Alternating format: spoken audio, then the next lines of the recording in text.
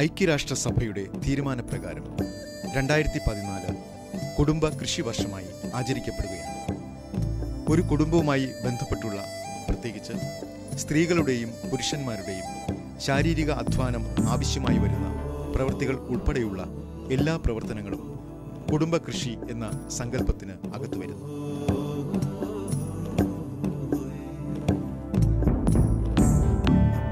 തിരുവനന്തപുരം ജില്ലയിലെ ആര്യനാട്ടുള്ള രാജൻ എന്ന കർഷകൻ വളരെയേറെ വർഷങ്ങളായി തൻ്റേതായ രീതിയിൽ കുടുംബ കൃഷിയിൽ ഏർപ്പെട്ടിരിക്കുന്ന ഒരു കർഷകനാണ്. ജീവിത സന്ധാരണത്തിനായുള്ള കാർഷിക വൃത്തി എന്ന മഹത്തായ ദൗത്യത്തോട് ഒരു കർഷകനും അയാളുടെ കുടുംബവും പുലർത്തുന്ന ആത്മാർത്ഥതയും സമർപ്പണവും പ്രകടമാക്കുന്നതാണ് രാജന്റെ കൃഷിയിടത്തിലെ കാഴ്ച.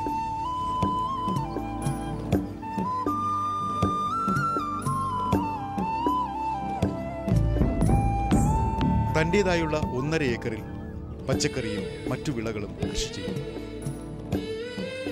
കാർഷിക വൃത്തിയിൽ പുലർത്തുന്ന നിതാന്ത ജാഗ്രത ഈ കൃഷിക്കാരന് കാലാനുസൃതമായ കൃഷി കലണ്ടർ തയ്യാറാക്കുന്നതിനും മികവാർന്ന വിള പരിപാലനത്തിനും വിപണനത്തിനും പ്രാപ്തനാക്കിയിരിക്കുന്നു.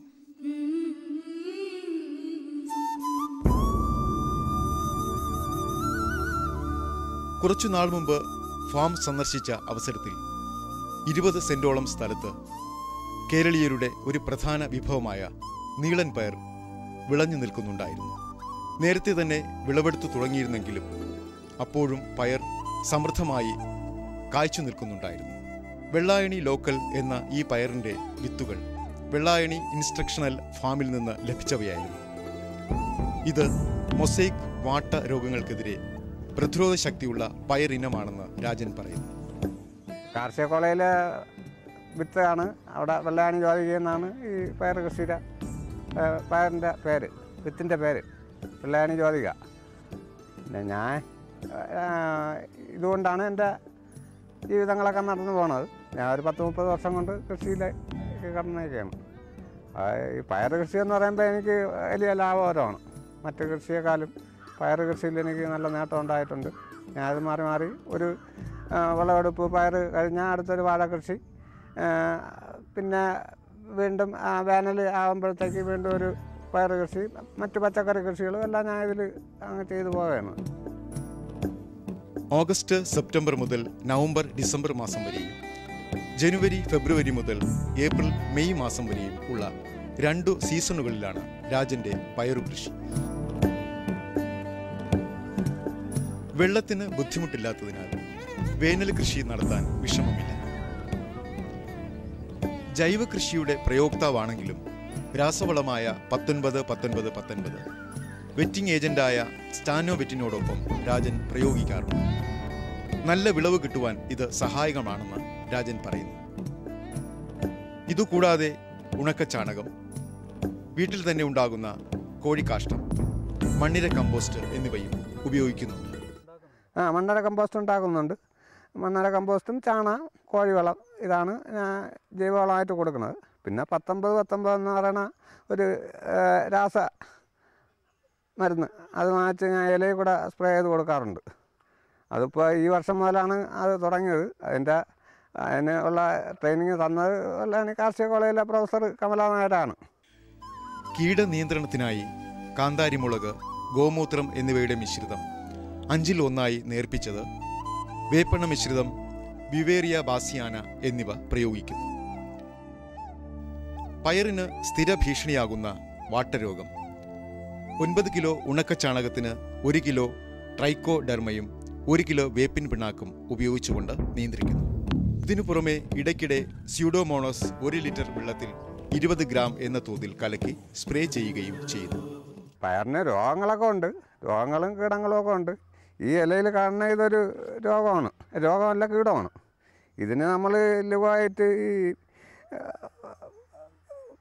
ജൈവ കീടനാശിനി അടിച്ചു കൊടുത്താൽ ഇതങ്ങ് മാറും. കൂടെ മുമ്പും കൃഷികളിൽ ഇങ്ങനെ വരാറുണ്ട്. അത് വെളുത്തുള്ളിയും ഗോമൂത്രവും ആയിട്ടൊക്കെ തളിച്ചു കൊടുത്താൽ ഇതങ്ങ് മാറും. പിന്നെ വേപ്പിൻ തൈലം ഇതൊക്കെ ഞാൻ ഉപയോഗിക്കും, അതിലൊക്കെ അങ്ങ് മാറും.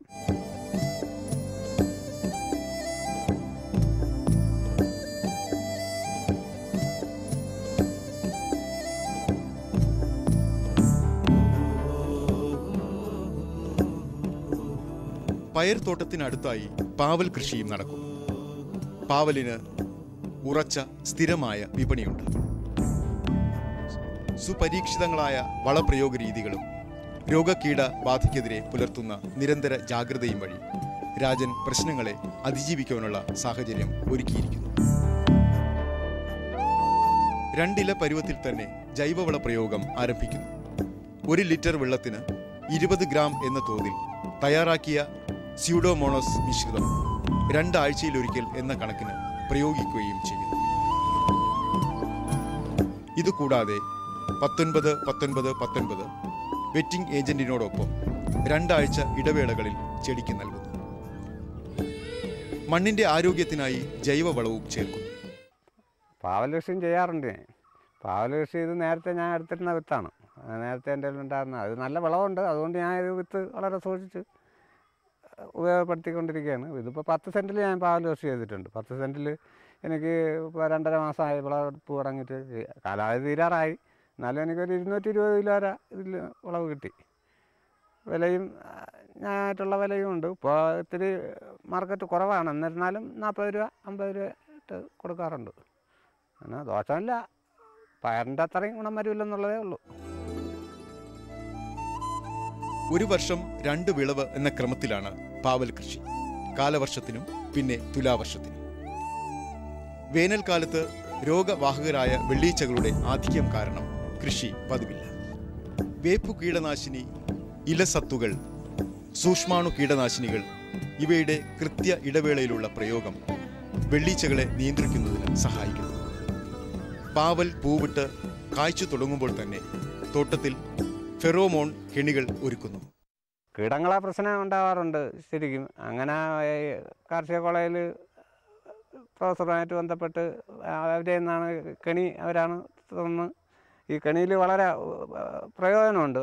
ഒരുപാട് ഈച്ചകൾ അതിൽ തന്നെ വന്ന് പറ്റി ചാവും. എന്താ ഭയങ്കരമായിട്ട് പ്രാണികൾ ഇതിൽ നിന്ന് നമുക്ക് വലിയൊരു മരുന്നടി ഒഴിവായി കിട്ടും. അങ്ങനെ ഉള്ള ഒരു രീതിയാണ്. പിന്നെ പാവലിന് പ്രത്യേകിച്ച് നമ്മൾ പയറിനൊക്കെ ചെയ്യുന്ന അതേ രീതിയിലുള്ള വളവും കാര്യങ്ങളും ഒക്കെ മതി. ഈ കെണി വെച്ചേക്കുന്ന കാരണം മരുന്നടി കുറേ ഒഴിവാക്കാം. കുറേ ശല്യങ്ങൾ കുറഞ്ഞു കിട്ടും. നമുക്ക് വിളവിന് വലിയ ദോഷമില്ലാത്ത രീതിയിൽ കിട്ടും. ആൺ പെൺ ഈച്ചകളുടെ പരിസ്ഥിതി സന്തുലനത്തിനായി ഇടവിട്ട് ചിരട്ടക്കണികളും തൂക്കിയിരിക്കുന്നു.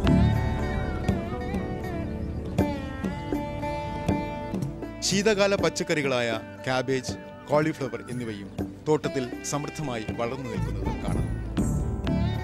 ഇവിടെയും ജൈവ രാസവള സന്തുലിത പ്രയോഗം തന്നെയാണ് രാജൻ നടപ്പിലാക്കുന്ന രീതി.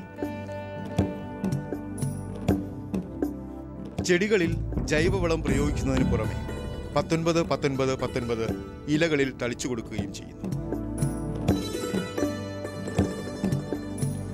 സസ്യ സംരക്ഷണത്തിനായി പച്ചമരുന്ന് മിശ്രിതങ്ങളും ഫ്ലൂറസെന്റ് സ്യൂഡോമോണസും ഉപയോഗിക്കുന്നു. വളരെ ചുരുങ്ങിയ സമയം കൊണ്ട് നമുക്ക് വിളവെടുക്കാം. 45 ദിവസമൊക്കെ ആകുമ്പം പൂത്ത് തുടങ്ങും കോളിഫ്ലവർ. ഒരു 10 ദിവസത്തിനകത്ത് പൂ അടക്കുകയും ചെയ്യാം. പെട്ടെന്നുള്ള ഒരു കൃഷിയാണ്. അതുകൊണ്ട് ലാഭം തന്നെ ഒരു കണക്കിന്. പിന്നെ പരിപാലനങ്ങൾ നമ്മൾ മറ്റ് കൃഷി പോലെ തന്നെ ഇതിന് വേറെ പുതുമയായിട്ടൊന്നുമില്ല. ഒരു 45 സെൻറ്റിമീറ്റർ അകലത്തിൽ തൈ നട്ട് ചാണകപ്പൊടിയും മണ്ണര കമ്പോസ്റ്റുമായിട്ട് ഇട്ട് നമ്മൾ ആദ്യം നട്ട് വെള്ളവും കൊടുത്തു കഴിഞ്ഞാൽ പെട്ടെന്നുള്ള വളർച്ചയാണ്. പിന്നെ കീടങ്ങൾ പുഴുവൊക്കെ വലിയ ശല്യങ്ങളുണ്ടാവും. പുഴുവിന് നമ്മൾ ഈ കോമൂത്രവും കാന്താരിയും കൂടെ കലക്കി ഒഴിച്ചു കഴിഞ്ഞാൽ പുഴു ശല്യം മാറും. നമ്മൾ ഇടയ്ക്കിടയ്ക്ക് ചെയ്യണം എന്നുള്ളതേ ഉള്ളൂ. ഒരിക്കൽ ചെയ്ത് നിർത്തി വെച്ചാൽ വീണ്ടും ഒരു 4 ദിവസം കഴിയുമ്പം പുഴുവിൻ്റെ ആക്രമണം ഉണ്ടാവും. അതുകൊണ്ട് നമ്മൾ ഒരാഴ്ചയിൽ 2 പ്രാവശ്യമെങ്കിലും നമ്മൾ മരുന്ന് സ്പ്രേ ആയിട്ട് ചെയ്തു കൊടുക്കും. എനിക്ക് സ്വന്തമായിട്ട് പമ്പൊക്കെ ഉണ്ട്. അതുകൊണ്ട് സ്വന്തമായിട്ട് തന്നെ ചെയ്യും. ഞാൻ മിക്ക സമയം ഈ പറമ്പിൽ തന്നെ ഉണ്ട്.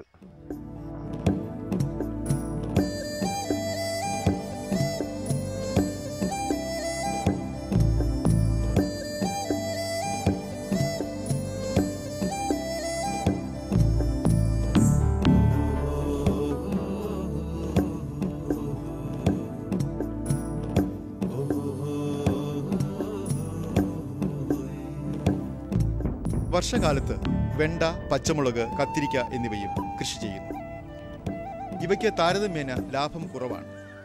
കിഴങ്ങുവിളകളായ ചേന, കാച്ചിൽ, കപ്പ, ചേമ്പ് എന്നിവയാണ് രാജന്റെ തോട്ടത്തിലെ മറ്റു വിളകൾ.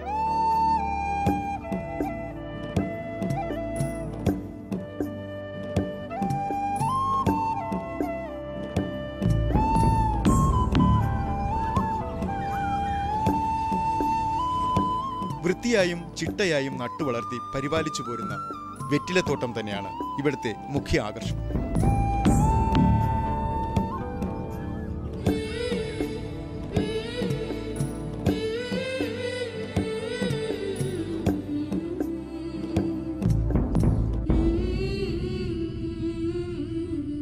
വിലയിലെ ഏറ്റക്കുറച്ചിലുകൾക്കിടയ്ക്കും വെറ്റില രാജന് ഉറച്ച പിന്തുണ നൽകുന്ന ഒരു സാമ്പത്തിക സ്രോതസ്സാണ്. മകളുടെ വിവാഹ ആഭരണങ്ങൾ വാങ്ങുന്നതിന് സഹായിച്ച വെറ്റില കൃഷി തനിക്ക് മഹാലക്ഷ്മി തന്നെയാണെന്ന് രാജൻ പറയുന്നു. അതുകൊണ്ട് തന്നെ തൻ്റെ വെറ്റില കൊടികളെ ശ്രദ്ധയോടെ പരിപാലിച്ചു പോരുന്നു. ഇതിൽ നല്ലൊരു വരുമാനമുള്ള ഒരു കൃഷിയാണ്. ഞാൻ ഒരു 20 വർഷമായിട്ട് വെറ്റക്കൊടി കൃഷി തുടർച്ചയായിട്ട് ചെയ്തുകൊണ്ടിരിക്കുകയാണ്. ഇതിൽ നിന്ന് തന്നെയാണ് എൻ്റെ മകളെ വിവാഹത്തിനുള്ള പൈസയൊക്കെ ഞാൻ വെറ്റക്കൊടിയിൽ നിന്നാണ് ഉണ്ടാക്കിയതും മകളെ കെട്ടിച്ചയച്ചതും. അങ്ങനെ മറ്റു കാര്യങ്ങളെല്ലാം വെറ്റക്കൊടി കൊണ്ട് എനിക്ക് മറ്റ് കൃഷികൾ ചെയ്യാനും ഇതിൽ നിന്ന് ആഴ്ചയോറുള്ള വരുമാനത്തിൽ നിന്ന് എനിക്ക് മറ്റ് കൃഷികൾ ചെയ്യാനും കയ്യിൽ നിന്ന് വേറെ പൈസ അന്വേഷിക്കേണ്ട ഇതിൽ നിന്ന് എടുത്ത് അങ്ങോട്ട് ചിലവാക്കാനും കൃഷികൾ മുമ്പോട്ട് കൊണ്ടുപോകാനും എനിക്ക് വെറ്റക്കൊടിയിൽ കഴിയുന്നുണ്ട്. അങ്ങനെ ഇത് ഞാൻ നേരത്തെ ഉള്ള ഒരു കൃഷിയാണ്, മുടങ്ങാതെ ചെയ്യും. പിന്നെ പെട്ടെന്നുള്ള രോഗങ്ങൾ വന്ന് കൊടികൾ നശിക്കും, മാറി മാറി അടുത്ത പ്ലോട്ടിലേക്ക് നീങ്ങും. അങ്ങനെ വെറ്റക്കൊടി ചെയ്തുകൊണ്ടിരിക്കണം. ഒരു 4-5 വർഷമൊക്കെ കിടക്കുകയുള്ളൂ, വിളവ് കിട്ടുകയുള്ളൂ. അത് കഴിയുമ്പോൾ പിന്നെ രോഗം വന്ന് അങ്ങ് നശിക്കുകയാണ്. ഇതിന് പിന്നെ രോഗം വന്നു കഴിഞ്ഞാൽ പ്രത്യേകിച്ച് ഒരു മരുന്നും ഇല്ല ഇതിന്. ട്രൈക്കോഡെർമയോടൊപ്പമുള്ള ജൈവവള പ്രയോഗം കൃത്യമായ ഇടവേളകളിൽ നടത്തുന്നുണ്ട്. മണ്ണിൻ്റെ ഫലപുഷ്ടിക്കായി ജൈവവളത്തോടൊപ്പം ചാരവും ചേർക്കും. രാസവളങ്ങൾ ഇതിൽ ഉപയോഗിക്കുന്നതേയില്ല.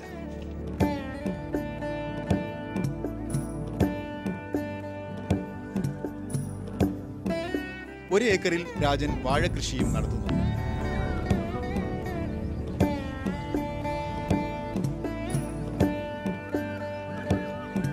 അതിരുകളിലായി പൈനാപ്പിളിന്റെ നീണ്ട നിരകളും കാണാം.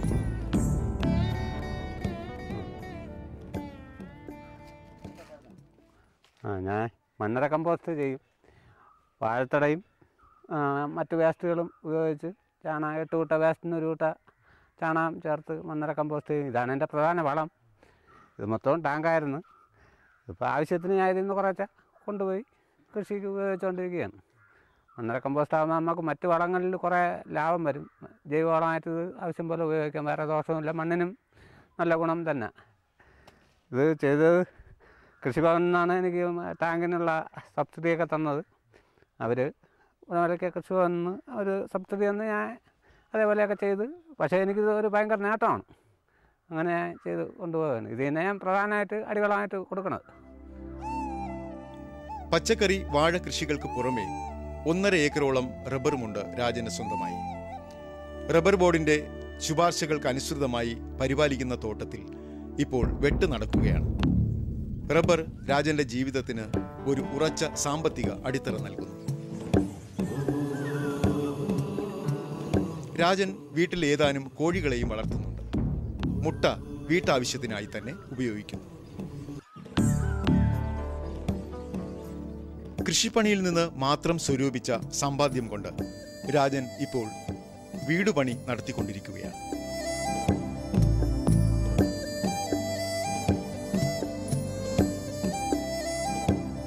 എല്ലാ പരിശ്രമങ്ങളിലും സഹായമായി ഭാര്യയും എപ്പോഴും രാജനൊപ്പമുണ്ട്.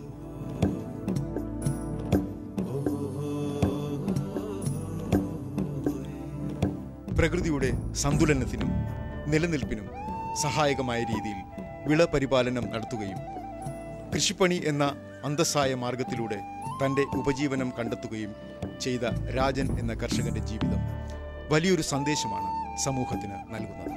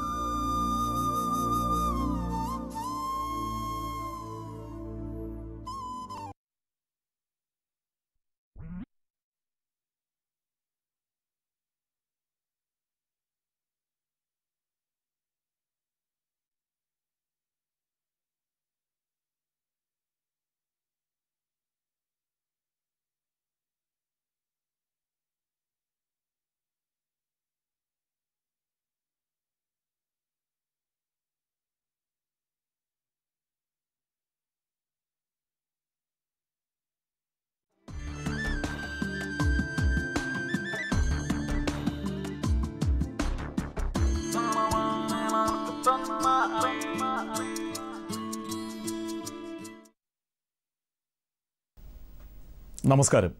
ദൂരദർശൻ കാർഷിക വാർത്തകളിലേക്ക് സ്വാഗതം. പ്രധാന വാർത്തകൾ. 18.77 ലക്ഷം കർഷകർക്ക് അഗ്രി കാർഡുകൾ. പാൽ പരിശോധനാ കേന്ദ്രങ്ങൾ വ്യാപകമാക്കുന്നു. ചക്ക ഉൽപ്പന്ന നിർമ്മാണത്തിൽ പരിശീലനം.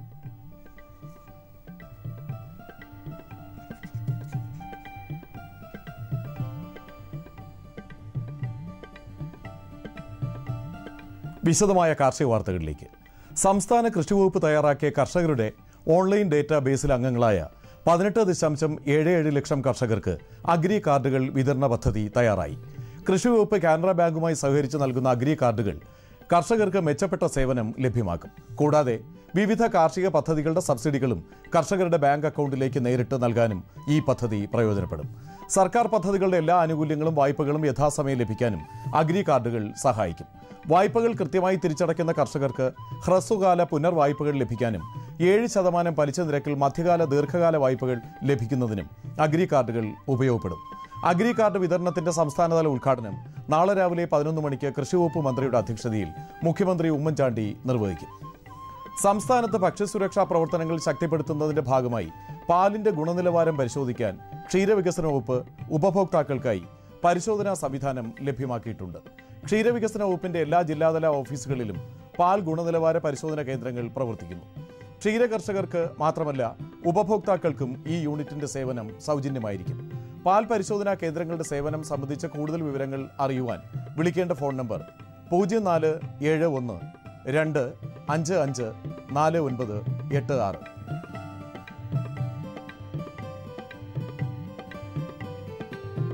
ചടയമംഗലം നീർത്തട വികസന പരിപാലന പരിശീലന കേന്ദ്രത്തിൽ കർഷകർക്കായി ജലസംരക്ഷണം, വരൾച്ചയെ പ്രതിരോധിക്കുന്നതിനുള്ള മാർഗങ്ങൾ എന്നീ വിഷയങ്ങളെക്കുറിച്ച് മാർച്ച് 5-ാം തീയതി ഏകദിന സെമിനാർ നടത്തുന്നു. ആദ്യം പേര് രജിസ്റ്റർ ചെയ്യുന്ന 100 കർഷകർക്കായിരിക്കും സെമിനാറിൽ പങ്കെടുക്കാൻ അവസരമെന്ന് ഡെപ്യൂട്ടി ഡയറക്ടർ PN പ്രേംകുമാർ അറിയിച്ചു. സെമിനാറിൽ പങ്കെടുക്കുന്നതിന് വിളിക്കേണ്ട ഫോൺ നമ്പർ 0474 247 5051. മറ്റൊരു നമ്പർ 9447 13 0043. ചക്കയുടെ ഉപയോഗം വർദ്ധിപ്പിക്കാനും ചക്കയിൽ നിന്നുള്ള മൂല്യവർദ്ധിത ഉൽപ്പന്നങ്ങളുടെ ഉൽപ്പാദന രീതികൾ പ്രചരിപ്പിക്കാനും പത്തനംതിട്ട കാർഡ് കൃഷി വിജ്ഞാൻ കേന്ദ്രം ചക്ക സംസ്കരണത്തിലും ഉൽപ്പന്ന നിർമ്മാണത്തിലും പരിശീലനം നൽകുന്നു. കൂടുതൽ വിവരങ്ങൾക്കും പേര് രജിസ്റ്റർ ചെയ്യുന്നതിനും വിളിക്കേണ്ട ഫോൺ നമ്പർ 0469 266 2094.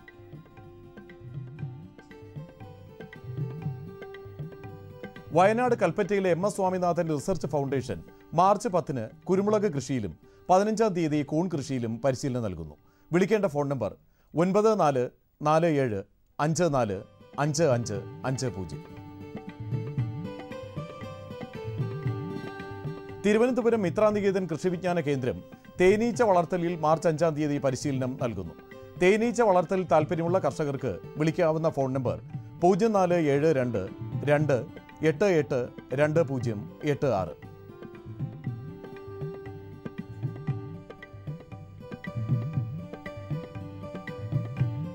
ഇനി കമ്പോള നിലവാരം. വെളിച്ചെണ്ണ കൊച്ചി വിപണി 12,000 രൂപ, വെളിച്ചെണ്ണ കോഴിക്കോട് 13,300 രൂപ, വെളിച്ചെണ്ണ തൃശ്ശൂരിൽ 12,000 രൂപ, കൊപ്ര കൊച്ചിയിൽ 8,500 രൂപ, പിണ്ണാക്ക് എക്സ്പെല്ലർ 2,750 രൂപ, പിണ്ണാക്ക് റോട്ടറി 2,800 രൂപ, കുരുമുളക് അൺഗാർബിൾഡ് 51,000 രൂപ, ഗാർബിൾഡ് 53,000 രൂപ, ചുക്ക് മീഡിയം 22,500 രൂപ, ചുക്ക് ബെസ്റ്റ് 23,500 രൂപ, മഞ്ഞൾ നാടൻ 6,200 രൂപ, മഞ്ഞൾ സേലം ഈറോഡ് 7,200-നും 7,500-നും മധ്യേ, അടക്ക പുതിയത് 14,000-നും 15,000-നും മധ്യേ, ജാതിക്ക തൊണ്ടൻ 330-നും 350-നും മധ്യേ, ജാതിക്ക തൊണ്ടില്ലാത്തത് 640-നും 700-നും മധ്യേ, ജാതി പത്രി 800-നും 850-നും മധ്യേ, ഗ്രാമ്പു 1000 രൂപ. റബ്ബർ RSS 5 ഗ്രേഡ് 14,500-നും 14,700-നും മധ്യേ, റബ്ബർ RSS 4 ഗ്രേഡ് 15,000 രൂപ, ഒട്ടുപാൽ 10,200 രൂപ, ലാറ്റക്സ് 11,500 രൂപ, കോട്ടയം റബ്ബർ RSS 4 ഗ്രേഡ് 15,000 രൂപ. കമ്പോള നിലവാരം കൊച്ചി. വെളിച്ചെണ്ണ 12,000 രൂപ, മാർച്ച് അവധി 11,790 രൂപ, ഏപ്രിൽ അവധി 11,500 രൂപ, മെയ് അവധി 10,750 രൂപ. ജൂൺ അവധി 10,770 രൂപ. കൊപ്ര 8,265 രൂപയ്ക്കും 8,500 മധ്യേ.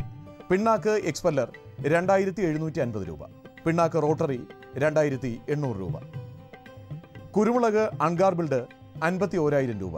ഗാർബിൾഡ് 53,600 രൂപ. ചുക്ക് മീഡിയം 22,500 രൂപ. ചുക്ക് ബെസ്റ്റ് 23,500 രൂപ. മഞ്ഞൾ നാടൻ 6,200 രൂപ. സേലം ഈറോഡ് 7,200 7,500 മധ്യേ. അടയ്ക്ക പുതിയത് 14,000 15,000 മധ്യേ. ജാതിക്ക തൊണ്ടൻ 330 350 മധ്യേ. ജാതിക്ക തൊണ്ടില്ലാത്തത് 640 700 മധ്യേ. ജാതിപത്രി 800 850 മധ്യേ. ഗ്രാമ്പു 1000 രൂപ. റബ്ബർ RSS 5 ഗ്രേഡ് 14,500 14,700 മധ്യേ.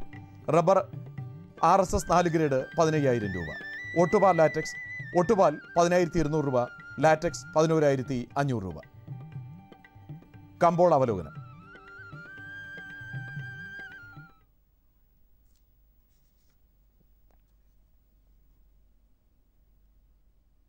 കാർഷിക മേഖലയിൽ നിന്ന് കൊച്ചിയിലേക്ക് കാര്യമായി കുരുമുളക് എത്തിയില്ല. വരവ് ചുരുങ്ങിയതിനാൽ വില ഉയരുമെന്ന പ്രതീക്ഷയിലാണ് ഉൽപാദകർ. വിളവെടുപ്പ് പുരോഗമിക്കുന്ന വയനാട്ടിൽ നിന്ന് പുതിയ ചരക്ക് മലബാർ മേഖലയിൽ വിൽപ്പനയ്ക്ക് ഇറങ്ങി. അന്തർ സംസ്ഥാന വ്യാപാരികൾ ചരക്ക് ശേഖരിക്കുന്നുണ്ട്. ഗാർബിൾഡ് കുരുമുളക് കിലോ 530 രൂപ. നാടൻ ചുക്കിന്റെ ലഭ്യത ചുരുങ്ങി. പച്ച ഇഞ്ചിയുടെ ഉയർന്ന വില ചുക്കുൽപാദനത്തിന് തടസ്സമായി. മികച്ച ഇനം ചുക്ക് കിലോ 250 രൂപയിലാണ്. അതേസമയം ഇറക്കുമതി നടന്ന നൈജീരിയൻ ചുക്ക് വില 125 രൂപ മാത്രം. ഇറക്കുമതി ചുരുങ്ങിയാൽ ആഭ്യന്തര നിരക്ക് മെച്ചപ്പെടാം. ഓഫ് സീസൺ ആയതിനാൽ കൊച്ചി കോട്ടയം വിപണികളിൽ റബ്ബർ വരവ് കുറഞ്ഞു. ആഭ്യന്തര അവധി വ്യാപാരത്തിൽ നിലനിന്ന വിൽപ്പന സമ്മർദ്ദം കണ്ട് ടയർ വ്യവസായികൾ നിരക്കുയർത്താൻ മടിഞ്ഞു. 4ാം ഗ്രേഡ് 15,000 രൂപയിലാണ്.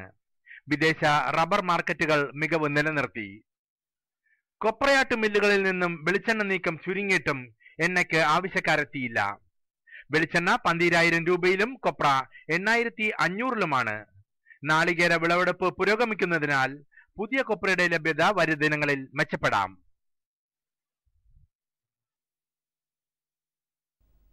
ഇനി കാലാവസ്ഥ.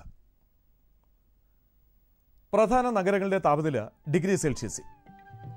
കണ്ണൂർ കൂടിയ താപനില 34.2 ഡിഗ്രി സെൽഷ്യസ്. കുറഞ്ഞ താപനില 22.2 ഡിഗ്രി സെൽഷ്യസ്. കോഴിക്കോട് 24 34.8. കൊച്ചി 23.2 32.6. ആലപ്പുഴ 24 32.4.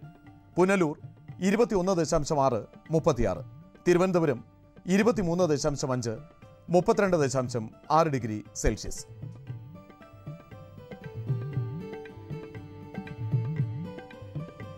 ഇതോടെ ഇന്നത്തെ കാർഷിക വാർത്തകൾ പൂർണ്ണമാകുന്നു. നമസ്കാരം.